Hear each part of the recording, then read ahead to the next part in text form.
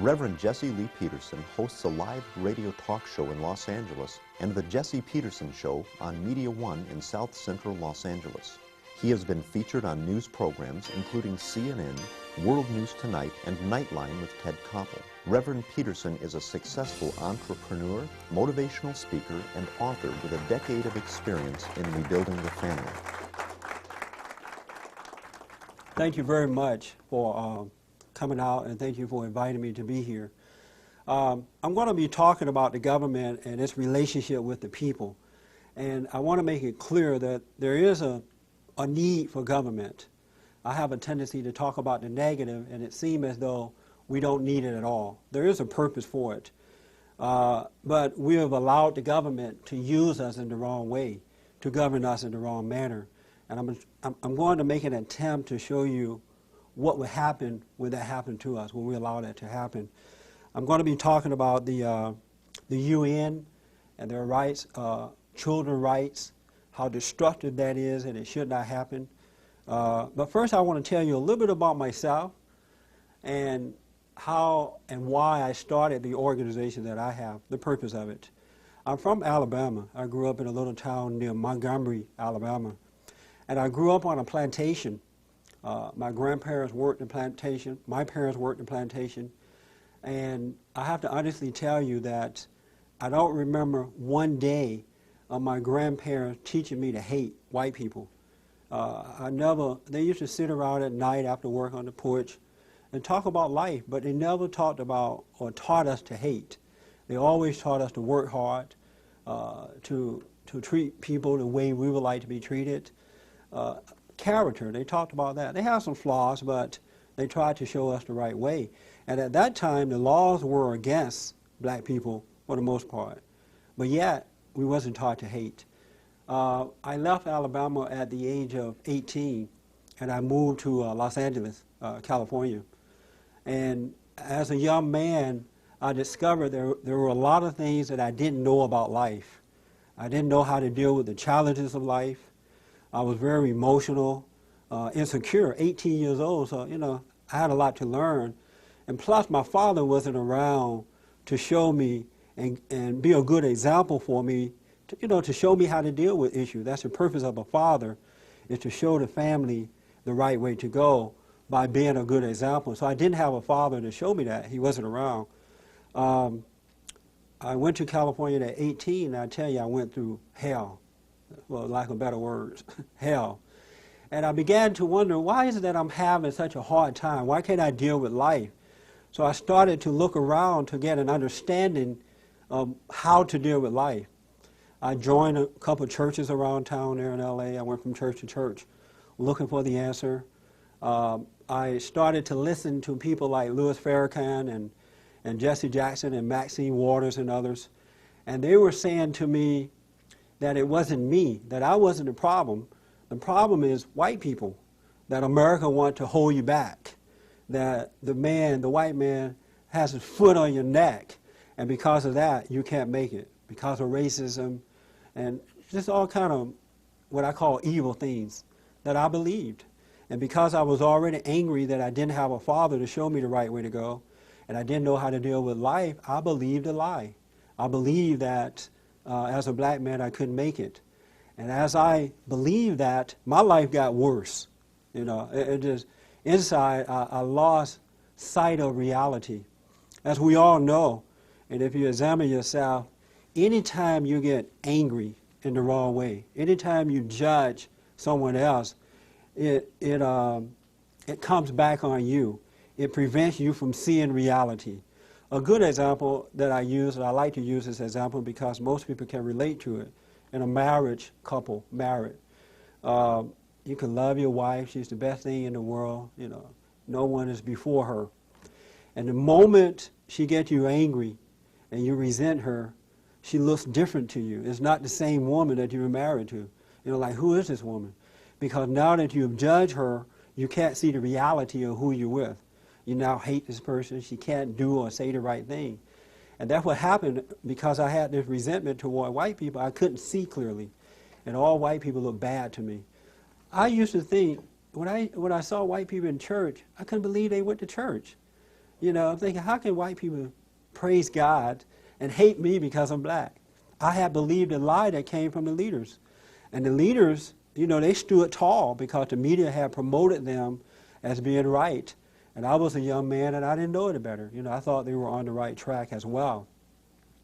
But what happened, to make a long story short about my life, because it could go on, is that as I resented white people and resented my challenges, it nearly destroyed me. And I ended up on drugs and on welfare. And the reason I ended up on the drugs because I had so much conflict within me. And I needed to get rid of the conflict, so the drugs was the easy way out for that. It makes you feel better. You know, like an alcoholic, he feels good when he's drunk because he doesn't have to face himself. Well, that's what the drugs were there for.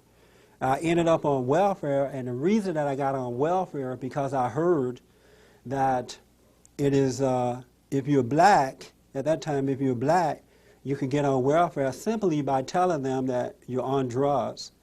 And drugs was considered to be a disability. And so I went down to the county office there, and I told the worker, the social worker, I'm a drug addict. She said, oh, okay. So they sent me over to a doctor who was right there in the facility. And he said, well, what's wrong with you? I said, I'm a drug addict. Oh, okay. He wrote it up, gave me my little paper. I gave it to my social worker. And I started to receive $300 a month in cash. They paid my rent. I had $100 worth of food stamps. All my needs was met. And the sad thing about it, I got worse instead of getting better, because now I didn't work or do anything. And if you don't work, you seem to lose a part of yourself. You don't develop that self-esteem that work brings out. And all my life I've been working. I worked in the cotton fields and everything else all my life, but because it was so easy not to work, I stopped working. And I got lazy. I didn't care about anything. I developed a low self-esteem. And to make a long story short, I suffered and suffered and suffered. And finally, one day I was thinking, I'm a man, I live in America, and it doesn't make sense to me that I can't make it in America. If the white man is making it, if Jesse Jackson and others are making it, why can't I make it? What is wrong with me? And so one day I was sitting in my prayer closet. When we read the scriptures, it says, go into your closet, be still and know God. You know, shut up, stop whimpering and whining and begging. Before that, I went into my prayer closet and I would say, oh God, give me a wife, give me money, give me a car, you know, bless my mama, bless my everything. You know, selfish prayer. But this time I wanted understanding. So I'm sitting there asking nothing of God, and this is true. At an instant, I realized, I saw that I had hatred in my heart. And it was that hatred that was holding me back in life. It was that hatred that was destroying my self-esteem. And it was wrong for me to hate. But the first thing I saw about it is that I resented my father first. Because I knew I was disappointed about my father not being around, but I had not realized that I had resentment for it, that I had judged my father for not being there. And the Bible says, how can you say that you love God, whom you never see, and hate your father, who you see all the time? But when I saw that, I wept. You know, tears just came because I was sorry for resenting my father, because I realized he couldn't help himself. And then I realized it had held me back in life. And so I went to my father and apologized, and to my mom for being mad at my dad and passing it on to me.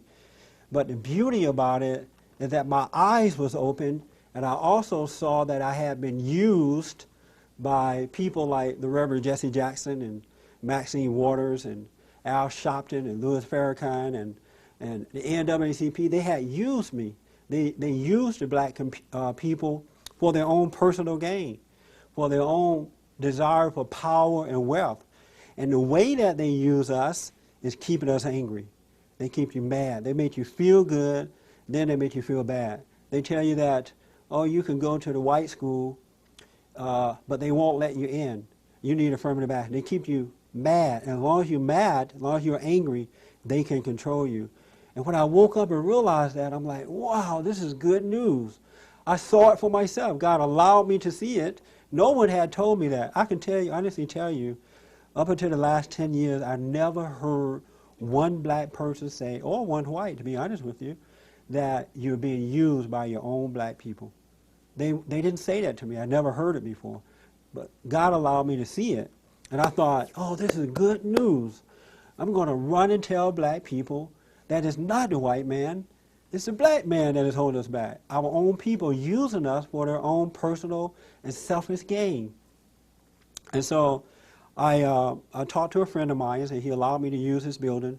He announced on his radio program that I wanted to have a meeting with black people about these issues. So I called a meeting.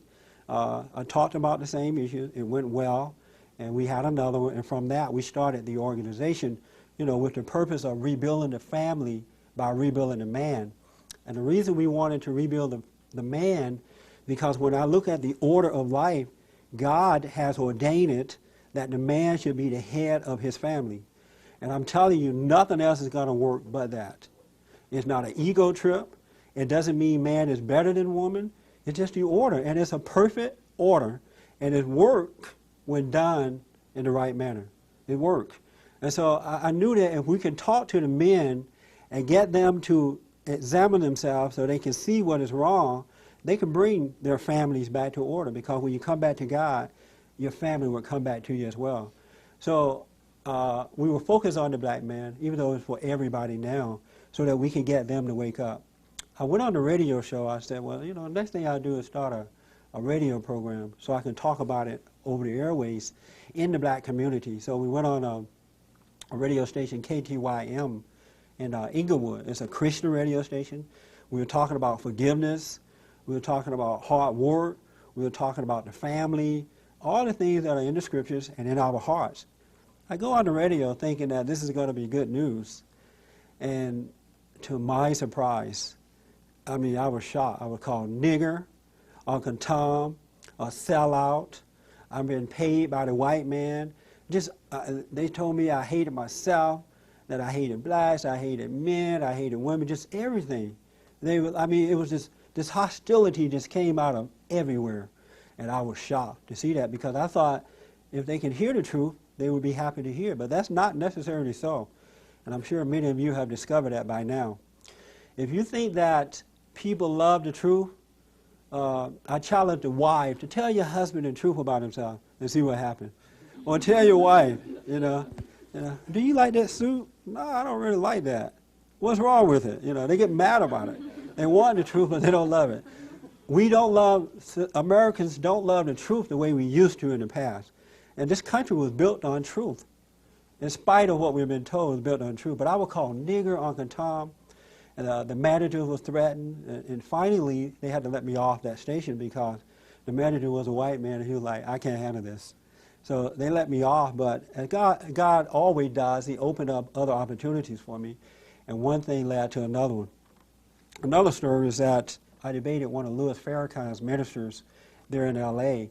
on Channel 9, a local TV station there, and they were going on about this thing about the blue-eyed devil, and how they talk. And I just told him Farrakhan is a racist. Farrakhan is of the devil. And they were talking about the Million Man March, and I thought that was an embarrassment to black Americans to go to Washington, D.C. and worship the devil.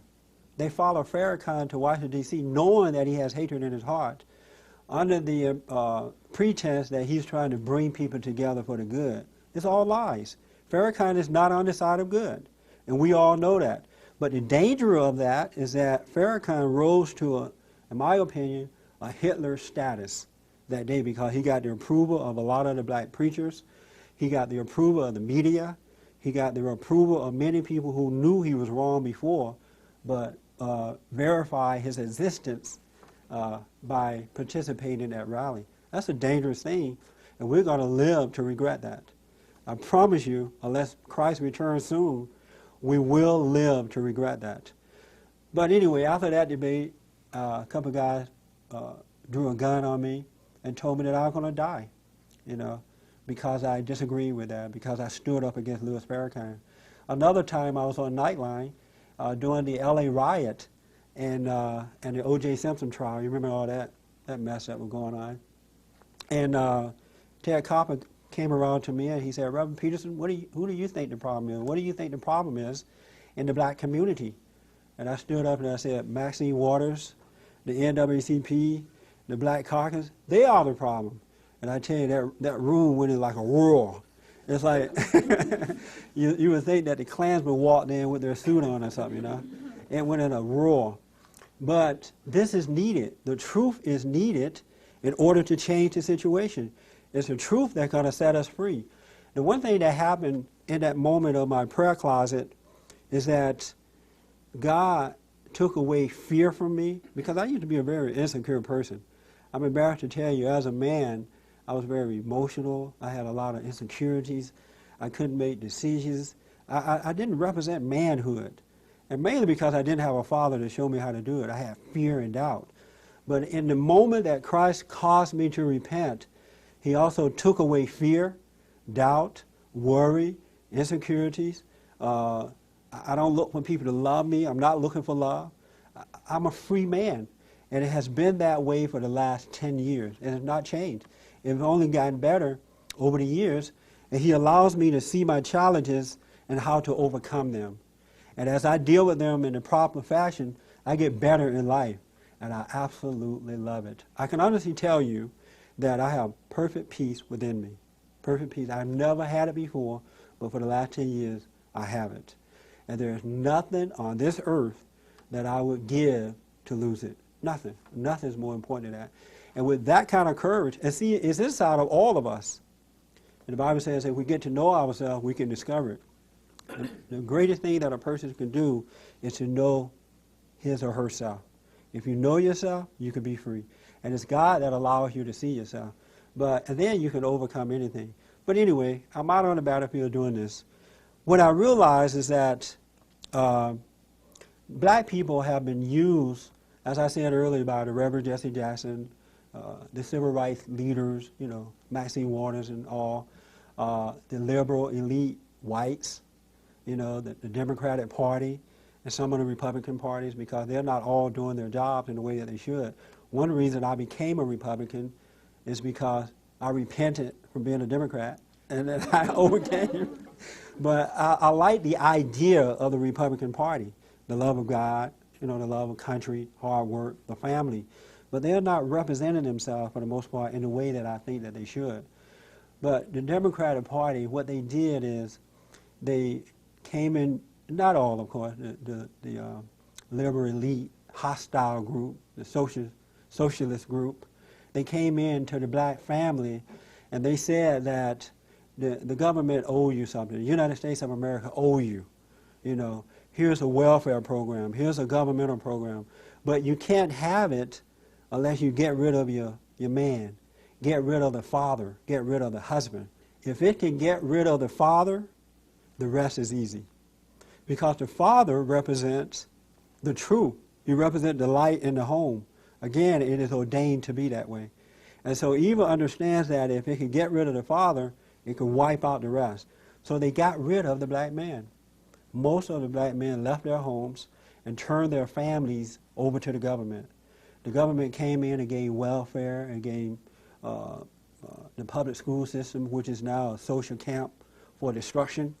They gave the most important thing that happened, and I think the most destructive thing that happened, it took away the principles and values of the home, the love of God, the love of country. And so now there is no solid foundation or anything to build on. There's no foundation. So now the government can control the family or the breakdown of the family in any way that it can, or any way that it desires. And I can honestly tell you, not all, of course, but most blacks today, thanks to the destruction of the father, thanks to the overtaking of the government, and the lying and deceit that has been passed on by the political leaders, Jesse Jackson and others, that most blacks today are immoral and un-American. Immoral and un-American. It's sad to say it, but it's a fact. And unless we deal with that, we're not going to change it. An example of immorality. Also, I want to tell you how the church have also fallen for this. The same thing by way of government. Immorality. Before the civil rights movement began, Homosexuality was never accepted by black people. Was not accepted. I remember my uncles used to go to Florida during the summer to work, picking oranges and things like that. And they would come back with stories about homosexuals in the city. And it was scary to hear what they said. But it was never accepted by black people. And the other thing is, sex out of wedlock was happening, of course, but it was embarrassing. If a girl should get pregnant out of wedlock, it was an embarrassing thing. She would have to stay home and kind of stay away from the rest of society until she had her baby. There were many cases where the man had to marry the woman because fathers and mothers didn't want their daughter to have to endure that type of shame. Today, if a black woman gets pregnant, and not just black women, you know, we know that it's passing down, I'm going to talk about that too, but if a black woman should get pregnant in the church, instead of putting her out, she's promoted now. You know, they have baby showers. They celebrate as though she's married. There's no shame in that. Just think about the wickedness of that, the destruction, how far that is away from what God intended for us to be. He didn't build the family because he had nothing else to do. It's not like God sitting around one day and said, oh, I have nothing else to do, so I'll make a family. It's a reason for that. And evil is destroying that, and we, as men and women, are allowing it to happen. But girls can have babies out of wedlock, just like that. No, there's no shame in being on the welfare. Everybody and their mama is on welfare. I wish I could say it wasn't true, but it's absolutely true. There's always exceptions. There's some good black folks out there who understand this and know that it's wrong. You don't hear from them because the media will not allow it to happen. But they're out there, and they're concerned about these issues. But there are many blacks who would kill you to be on welfare. Because the more you give them, the more they want. They lose their self-esteem, and now they're dependent on the government to take care of them. Thanks to the government for doing it. Thanks to the politicians for encouraging it. And thanks to the fathers for not standing for their families, standing on principles. There is hatred for the white population like never before in history. And the sad thing about it, blacks won't look at it because they've been told that they can't hate. You can't hate white people because you don't own anything. How crazy is that? But they believe it because they can't see. They're angry and cannot see. So they believe whatever their leaders tell them is true. And that's what the leaders want.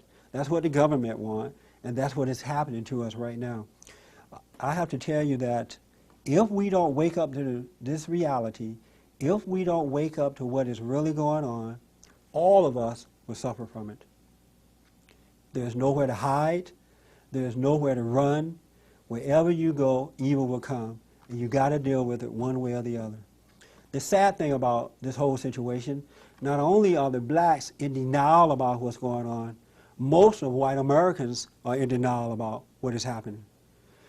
They're not necessarily in denial about it, but they're afraid to deal with it for fear of being called racist, for fear of being told that you don't like black people, you don't like Hispanics, you know, you're just racist. And whites won't stand up. So we're not getting any truth coming in to change the situation. But as a result of not standing up to it, it is now spreading out into your communities, into your schools, into your churches, into the supermarkets. It's spreading because that's what happens with evil. If you don't do anything about it, it will spread. And so white Americans must stand up and speak the truth. If you love God, you have a responsibility to love your enemies. And loving your enemy means to be honest. Tell them the truth. God said that we should be honest, love one another. He didn't say we were going to like the truth, but we have a responsibility to tell the truth. And you, as white Americans, have the responsibility to tell the truth. I am not an Afro-American. I am an American. I was born here. I love it here. You couldn't pay me to go to Africa to live. Really. I go there to visit to see what's going on, but I want to hurry up and come back to America. And I don't see any black people rushing to get out of America. Have you noticed that? You know, how many people seen a boatload of people leaving here lately trying to get out? And they got all these complaints, but no one is leaving. They can leave. I love America, and I'm willing to fight for my country. I'm willing to fight for the family, but you can only do it with truth. You need truth. You need understanding. You need guidance to do it. You cannot have fear in doing it. The government is destroying us. Another good case of immorality, and especially in the black community. Then we're going to move on to the UN. We just recently had a big incident with the president, President Bill Clinton. Don't blame me. I voted for the other man. But with the Monica Lewinsky deal, Bill Clinton, all evidence indicates that he's a liar, he is an adulterer, he's a lawbreaker. And yet, all the polls indicated that anywhere from 80 to 90% of black people supported him, knowing that he's morally bankrupted. And they supported him. A lot of the black preachers, I'm sure you saw him in the churches, you know, praising the Lord and just dancing with the Bible. I mean, I was horrified by that. I mean, God must be upset with that. But yet, the black people, the black churches encouraged it. They didn't speak out against it. And the reason that they didn't is because he represents what they stand for, lack of character. White people are not the problem in the lives of black people today. It's the lack of values. It's too much government in their life, no families, no self-reliance, no self-control. And the government of the United States of America has done this to the black community. And we've allowed it to happen. And now the kids are angry, they're involved with gangs, they're mad, and there's going to be a warfare if we don't wake up to this reality. We must wake up to it, and wake up soon, because there will be a warfare going on. A lot of anger. I worked in juvenile halls. I worked in the public school system. There's a program in the public school system that called Project 10, at least in LA. I'm not sure if it's in this area. But it's a homosexual program that has been in the public school system for 10 years. And it has taught our children that it's okay to be homosexuals. And two men making out is fine, two women making out. And now the children who disagree with that, they walk into the bathrooms at school and they catch guys making out with one another, or girls making out. I'm telling you the honest truth. I hear it all the time. And when the kids complain about it, they are punished for it. They are being told that you're discriminating against homosexuals. They are being put out of school because they disagree with it. The parents are not doing anything about it. The government is not doing anything about it. No one does anything about it. How can we win? How can we change the situation if we allow this kind of thing to continue to happen to our children and to our country? It's a bad situation. These are just some of the things that I've had to go through. I've been called every name in the book. I've been tested and tried with them all, and they all fail, because I don't really care about what they think of me. I used to when I didn't have truth. I love truth now more than I love anything else in the world. It means everything to me. And so I don't care what they think of me. I don't care. I want you to think about that for a moment, how the United States government have taken over a nation of people, black people. Just open your eyes and look. You don't need a statistic to tell you. You don't have to wait for the TV to tell you. Open your eyes and see it for yourself. Common sense will show you that it's true. But just think about the United States of America government having that type of control over the people for the last 40 years, because it hasn't always been that way. It's just recently, the last 40 years or so. Prior to that, blacks were better off then than they are today. Booker T. Washington is a man he's the founder of Tuskegee Institute.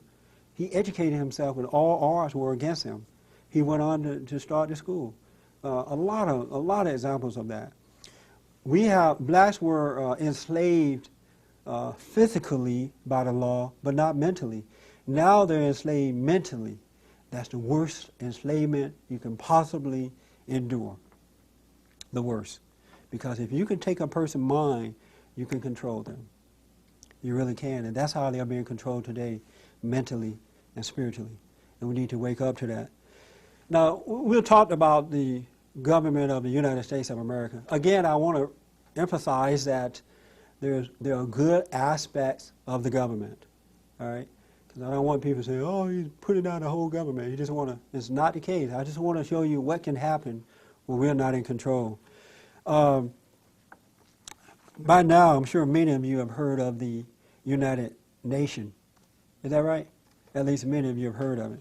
Now, the United Nations is a government that is organized by nations of the world, all the world governments coming together. And with the United Nations, unlike the United States, at least with the United States, you can vote them out. You know, we have the right to vote. So when we get fed up, you know, we had enough, we can vote out. But in the United Nations, we do not have the right to vote. You do know that, right? Yeah. That's scary. I mean, you guys don't look too scary, but you can't vote.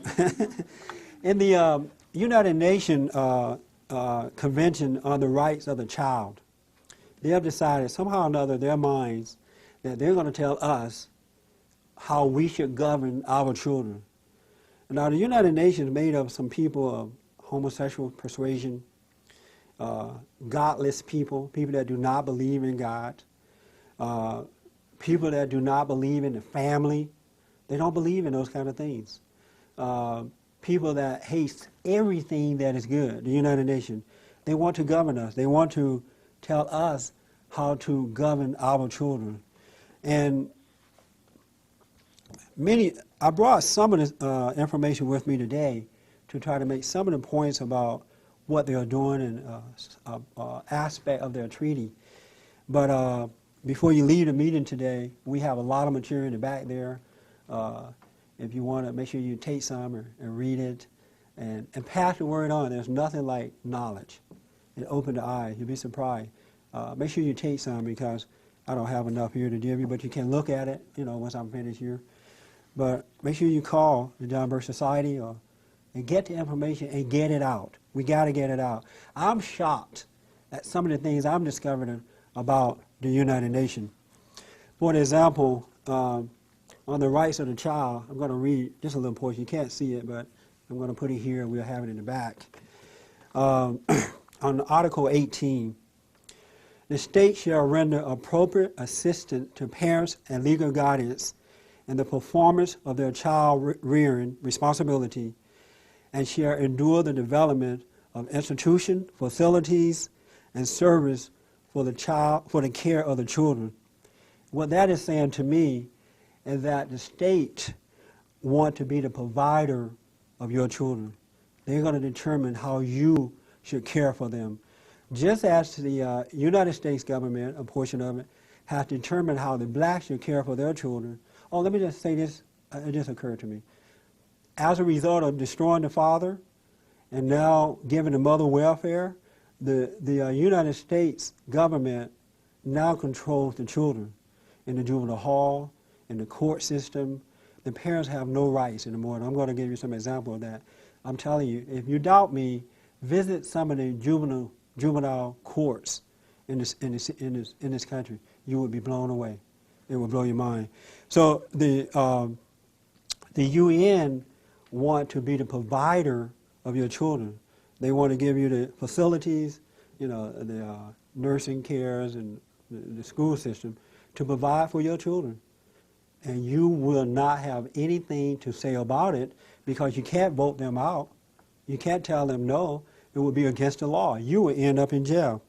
Another thing is that on Article 27, the state shall take appropriate measure to assist parents and others responsible for the child and shall, in case of need, provide material assistance and support programs, particularly with regard to nutrition, clothing, and housing. That means that they're going to feed your children. They're going to let you know what they can wear. If you decide that you want your child to go to a school and wear a uniform, you can't do it because that's discriminating against another child. What if your child wear a blue suit and my child can't afford to wear one? You can't say no to that. They have to wear whatever the UN decides. Another thing that the UN is doing under the heading, under the pretense of wanting to do right by the children, is that they're ushering in or bringing in homosexual programs, homosexual rights, you know, rights to abortion.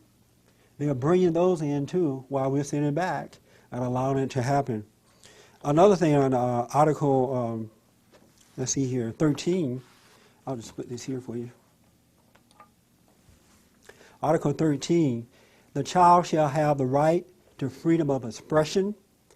This right shall include freedom to seek, receive, and impart information and ideas of all kinds. Now that's deep. If your child decides that they want to look at sex magazines or read sex magazines, and you as a parent say no to that, you can't do it. You as a parent would be punished because under the UN laws, the child now have the right to do it. Just think about it. Look at the system now with sex and how kids are having sex out of wedlock and sex before time and how emotionally they're becoming. They're being destroyed. You as a parent, under the laws and the rules of the UN, cannot prevent that from happening. Now, if that's not enough to cause you want to run out of the room, I don't know what it's going to take. Pornography, you can't say no to your child, according to the UN rules. Imagine this. God gave us, the father and the mother, the responsibility to set the example. The UN take away that right to do it. This is wickedness. Wickedness. This is not man and woman just doing something. This is total wickedness, a warfare between good and evil. A lot of the churches, especially in the black community, are now subject to the government. What the government has done is given them money under the head in the programs. You know, here is money for Head Start, whatever it is. And the churches have accepted the money. And now, as a result of that, churches cannot, ministers, not all, but most, cannot rebuke when the audience is wrong. They cannot tell a mother, you know, you shouldn't be having sex out of wedlock. Why are you doing that? They cannot tell a woman who wants to have an abortion why she should not have an abortion. Because if they do, they're going to lose the money from the government. And we have tried so many times to get churches to come out and protest with us in demonstrations against abortions, against homosexuals. Many times they will not do it. And the reason that they tell us is because there are congregations, there are members in their church who are homosexuals, who believe in abortion, and they don't want to offend. I've heard this with my own ears. They do not want to offend. Are you guys as shocked about that as I am? No? Can they say yes? No? I mean, I can't believe this. There is no difference anymore between the world and the church. You know? I mean, we're supposed to be the light of the world and the salt of the earth. We, as men and women of God, we're the ones who are supposed to set the example. Show the world in the right way to go. Well, I can barely find it. I don't know about you. I know there are some good churches. I'm not talking about all. But many, many, many, many, many. I want to tell you two more incidents, all right? I know my time is running out, but so much is coming up in me. There's a church in L.A., West Angeles Church of God in Christ. Bishop Blake is the founder of that church, or at least the head minister of it. Recently, a couple of years now, they had the election was coming up to re-elect a mayor for the city. And they wanted a black mayor instead of a white one. And so they called together all the black city councils and many other black preachers. They invited me. They didn't know who I was at the time, so they invited me. And many other politicians were there, the NAACP.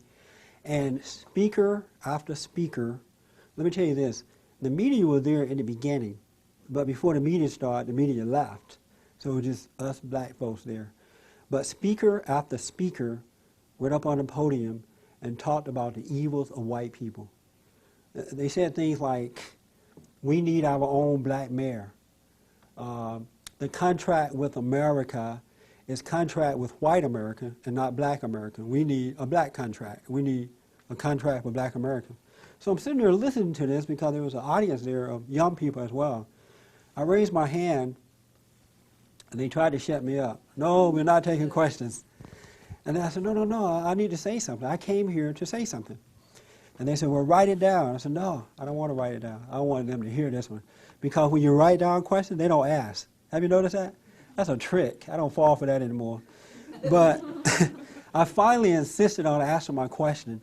And I said to Pastor Blake, how is it, Pastor, that you're called by God and you allow these people to come in and teach this kind of hatred to young people?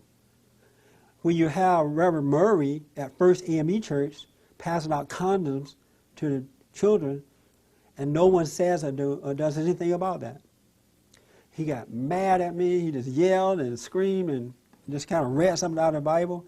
And he said, this is why I don't like to ask questions. There are always troublemakers in the audience.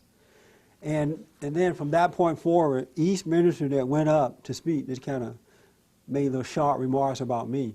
And I had to sit there and endure it. But you know, I love the truth, and somebody got to speak the truth. I'd rather endure the hell that comes from the world as a result of standing for truth than to have the conflict within me and living a lie. I like the truth better. Somebody got to do it. One last incident. Fred Price of Crenshaw Christian Center. I don't know if you're familiar with him. He has one of the largest black churches in Los Angeles. It's called the Faith Dome. He has a TV ministry as well. Right now, he's teaching. He had a fallout with one of his white minister friends. They were real close. This minister helped build the church, gave a lot of money to it. And they had a disagreement on an incident. Fred Price got mad and went and denounced this preacher. And right now, he's teaching hatred in his church with the Bible, using the Word of God to teach hatred. And the sad thing about it, no one, well, I want to say no one, most people are not doing anything about it. And his church holds at least 10,000 or more people. He's teaching hatred in the pulpit, and people are praising the Lord, worshiping God, and being told a lie. And nothing is being done about it. Socialism in the church, in our church. There's no hope if we don't do something. The other thing about the UN, I thought you may like that one. Don't you just love the warfare that comes from the world for speaking the truth? I love, give me truth anytime. Let's see here, Article 15 on the UN, the rights of your child. Remember now, this is how the UN want to tell you as parents how to discipline your child. Matter of fact, they don't want you to have anything to do with it. They want to control it. They have taken the father out, destroyed the family. They have rendered the mother helpless because she got to, be there for her children and try to do the best that she can. She's the father and the mother now. That's difficult. But they don't want you to have a say-so in it. Article 15, States Party recognize the right of the child to freedom of association. Meaning that if my little son come home one day from school and say, Daddy, I want to join the Crips or the Bloods. I want to be a gang member today. Or I want to join the radical homosexual movement. No, son, you can't do that. Yes, I can, Dad, because the UN law says that as a child, I have the right to do it. Well, son, I don't care what the UN has to say about you. But Dad, you can't do anything about it. I'll just give them a phone call. If the United States doesn't get out of the UN, you cannot tell your child that he or she can join a gang or cannot join. No. That's bad. That's bad news. Isn't that bad news? That's bad news. Another one I'm going to give you, then we're going to move on. Article 16. No child shall be subject to arbitrary or unlawful interference with his or her privacy.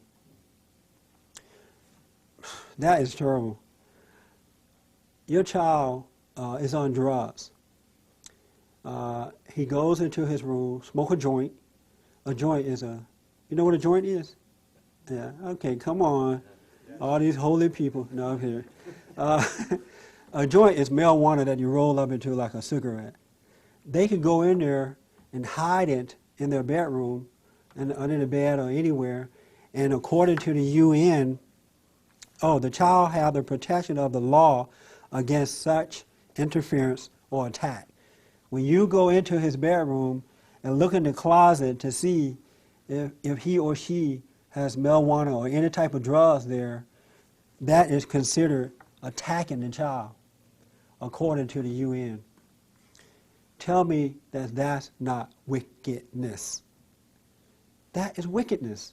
That's wickedness. That's crazy. That's insanity. I work in the juvenile halls, and I have a home for boys and girls who are coming out of the juvenile hall. Sometimes we have to go to court for this. Many kids have gone to foster parents or to the juvenile hall simply because they got mad at their parents. You know, the parents say, wash the dishes. No, I don't want to wash the dishes. You have to wash the dishes. I'm not going to wash it. The child called up the social worker and said, my parents are abusing me. It doesn't have to be true. It just needs to be said, right? So the social worker can come and take the child out. Now the parents go to court to try to get the child back. The judge and the social worker decide, no, you're an unfit parent. You can't do it. And the court say, no, you can't take your child back. The UN wants to do the same thing. And again, I want to remind you that in the United States, we can vote the judges out. We can vote the politicians out who agree with this kind of stuff, but we cannot vote out the UN. So once these laws are passed and the United States accept it, that's it for us, for our children. Again, I want to remind you, they have destroyed the father already. Let me do this. You don't have to confess it now or tell me about it, but examine your own lives and be honest. Think about how you felt about your father and what you felt like when he wasn't there for you. Either he was out working, or when he came home, he didn't spend time with you. He didn't sit with you to say, you know what, how was your day? You know, what are you thinking about life? You know, how do you feel about me? Is there something you need to know? Think about that emptiness that you feel, you know, like something is missing. Well, what is missing is that guidance of the Father. You know, God ordained it that we look at our Father and see it. Well, that is missing. And now wickedness, understand that. That's why it attacks the father first. Then it takes out the children, it takes out the wife. And the UN is doing the same thing. I just have this thing where UNICEF says, every child is theirs. UNICEF, every child is our child. It's not yours anymore. You know, you have nothing to do with it. It's their child. Hillary Clinton said, it takes a village. Was she talking about the village of the UNICEF? It takes a village. Can you imagine a village telling your child that you can't do it, you don't need to do what your parents say? You know, look at the black community, please, and see what's going on as a result of the government taking over. I want to give you some ideas of how to overcome this. I don't want to be all gloom and doom, but I do want you to understand that socialism is at work, and it's taking over, and it's destroying us. And it doesn't have to happen that way. We still have a chance to turn it around, especially if we understand that it's a spiritual warfare. We have to first put back the family. We have to come back to order. Fathers and mothers and children together. Fathers and mothers are supposed to be the perfect example for their children. They're supposed to set the tone. They're supposed to set the standards so that when the kids go out into the world, they won't fall into diverse temptations. You know, they would see the right way to go. So we must put back the family. We must put it back. The second thing is that the United States has signed on with the UN, but they have not ratified the treaty yet. So the United States need to get out of the UN. I can't say that enough or loud enough. The United States need to get out of the UN. We must get them out and get out now. Not tomorrow, now. Not after Bill Clinton leaves, but now. There you go. And one way that we could do that is that you can write to your congressman in support of H.R. 1146, and that is the American Sovereignty Restoration Act. So you need to write to your congressman in support of that bill. That's one of the ways that we can get out of the UN. We need to get out because, again, once you get out, once they get in, UN get in, we can't vote them out. We have no say-so about anything, and they want your children. I have to tell you that I am a proud member of the John Birch Society. I really am. And I've met some of the best people that you ever want